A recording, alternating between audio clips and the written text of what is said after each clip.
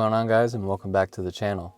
Now today we're behind the wheel of a 2011 Honda CRZ. And now you might be wondering where I got this car from. And I actually picked up this car from Turo, which is an app where you can rent other people's vehicles. And in this particular situation, I am just renting this car out for the day because I wanted to, and I thought it was really interesting. And if you don't know, about maybe 10 years ago or so, I had a 1986 Honda CRX SI, and I absolutely loved that car. I would even say that that may be one of the cars that I always thought kind of slipped out of my hands and I let it go too soon.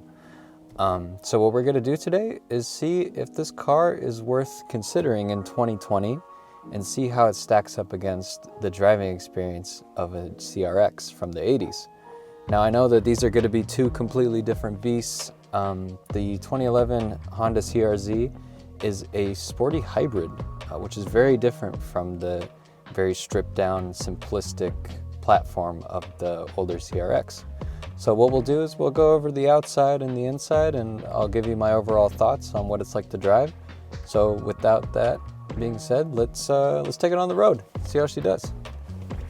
If I can find the key first. And before the video begins, I did want to make a quick announcement saying that I've started a new Twitch channel. So feel free to follow if you're interested in joining us on the streams. They're usually really fun, and it's a great place to just interact and meet all of you. So be linked down below.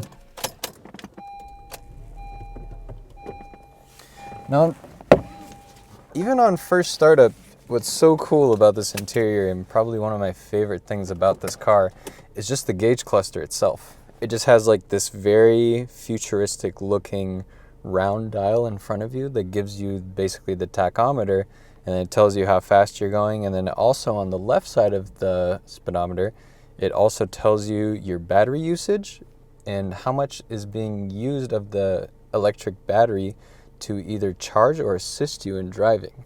So this car, right off the bat, before we even set off, has 3 different modes that you can put this in. Now we're going to start it off in economy mode, and we'll slowly make our way up to normal and sport mode. Now, it's not a gimmick in any way. The car does behave differently in all 3 of those settings. So when we first let off here in economy mode, we're basically going to be using the least amount of throttle as possible. And the way that Honda implemented this for the driver is they created this colored dial that changes color based on the way you drive and you behave. So if you behave well and you keep off the gas, the dial is going to be green. But once you start accelerating and you can see the usage of the gasoline engine going up, that's when you start to see that it turns blue. So now you see that it turns blue and it's almost like a bad thing, right? And in economy mode, the steering kind of feels over boosted, and it's pretty practical for what it is. It just kind of feels like a Civic hybrid with a manual transmission. So nothing too crazy to write home about or anything like that. Now let's switch things up into normal mode. Now normal mode is probably where you would want to keep this car all the time, unless you are a serious person of interest in trying to get as much miles per gallon as you can out of this car. And in normal mode, it's kind of the same story. It feels kind of dull. There's no real noise coming from the exhaust. The car just kind of wafts around. The steering does feel good, and the driving position is great, and the ergonomics, everything is within reach, which is nice. But it just seems kind of dull. I mean, that's the thing with the CRXs from the 80s. I mean, you could be going 20 miles an hour in that car and it feels like a complete riot, just because of the pure simplicity behind the whole idea. But with this, it's a little more refined, yes, but not enough to make up for the excitement that the older CRXs used to have. But things start to change with this car once you put it in sport mode, and then that's when you start to have fun with this car.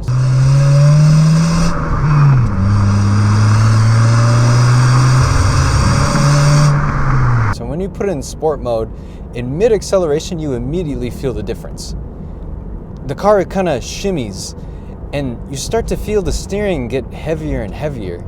now it's got this great weight to it, and it feels much more tossable. And two, with that, you start feeling the acceleration get sharper, the steering and the suspension kind of tightens up. This is not a fast car by any means, but in terms of entertainment, it really starts to wake up.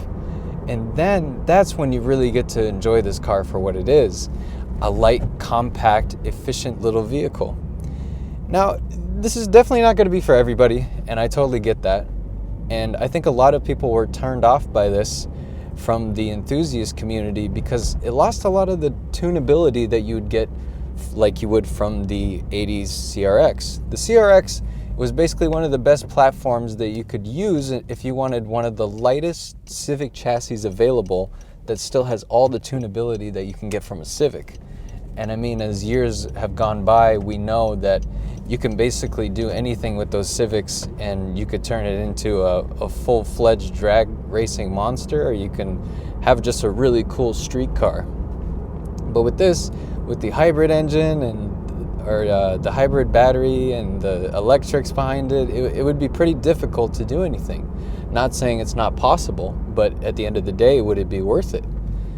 But if you're looking at this car from like a daily driver's perspective, right? Now, you're just driving this day in and day out. It's very practical for what it is, but you just got to remember, there's no back seats, but you get quite a large trunk, which is actually a hatch.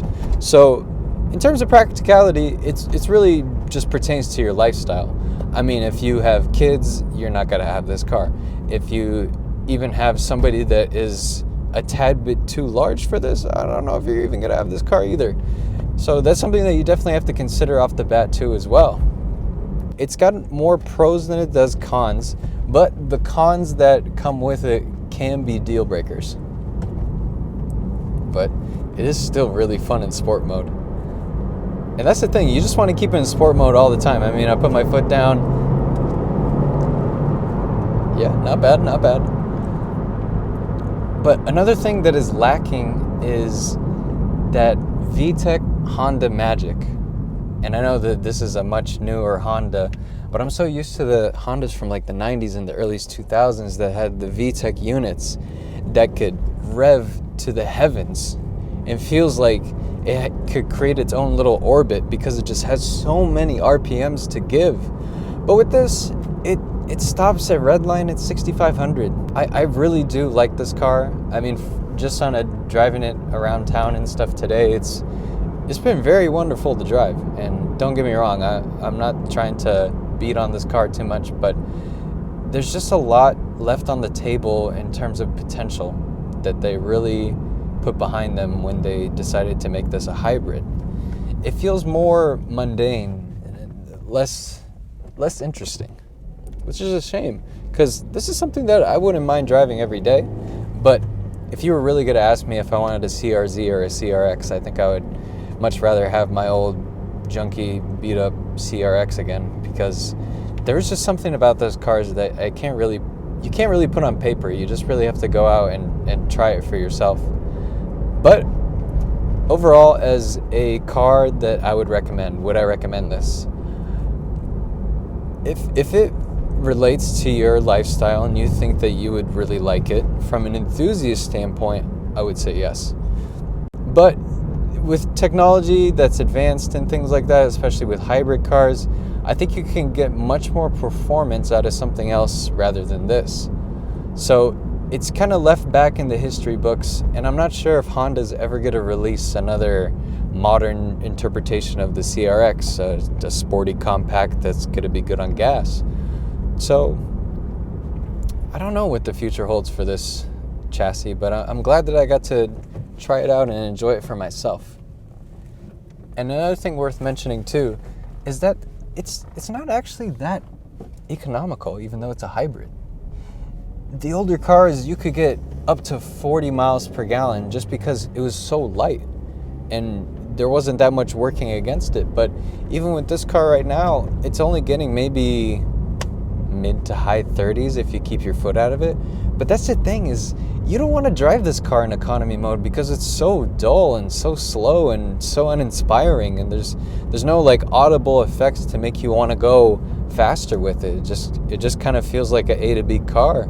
So when you put this car in sport mode, there basically goes all the economy that you were looking for. So you maybe get what, in the low 30s? And I know that sounds pretty crazy, especially for somebody that drives like an old Subaru that probably gets low 20s if I'm lucky. But this car is so compact, and they're basically making this to be an economical car, but it's not really that great for the environment either. A Prius or an Insight is going to be more environmentally friendly than this car.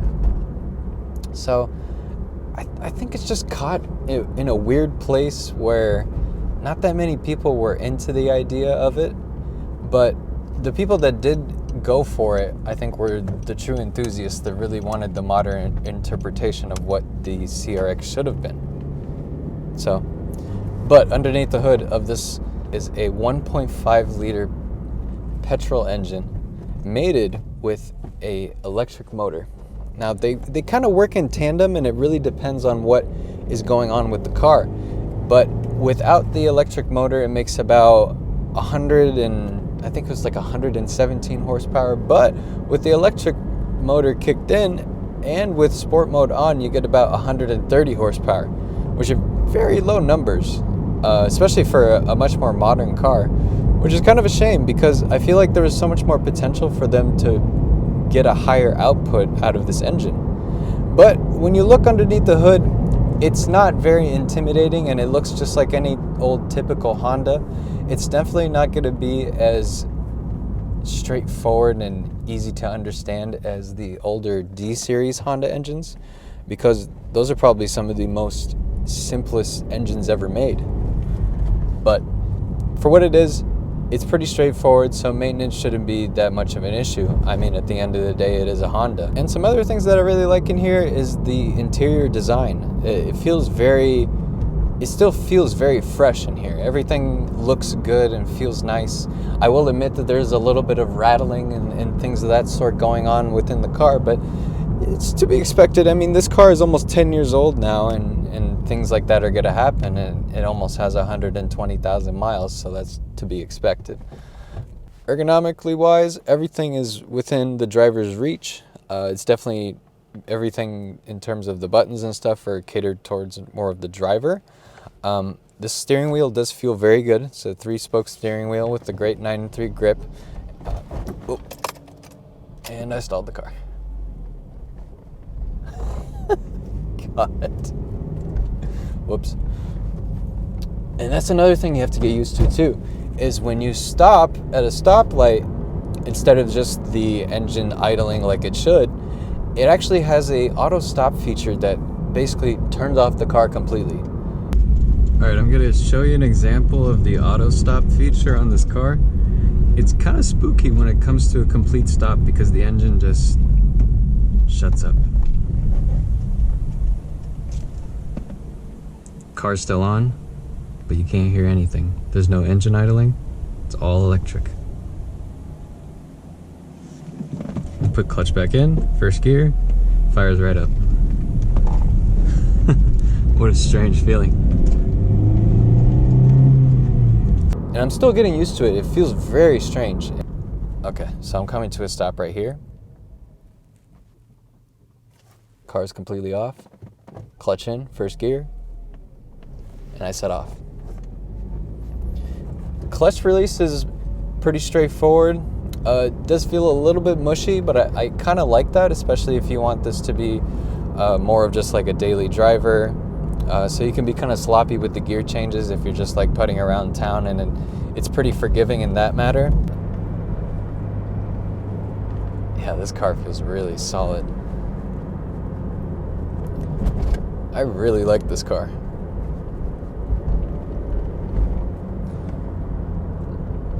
It's just such a shame that it's not what I expected.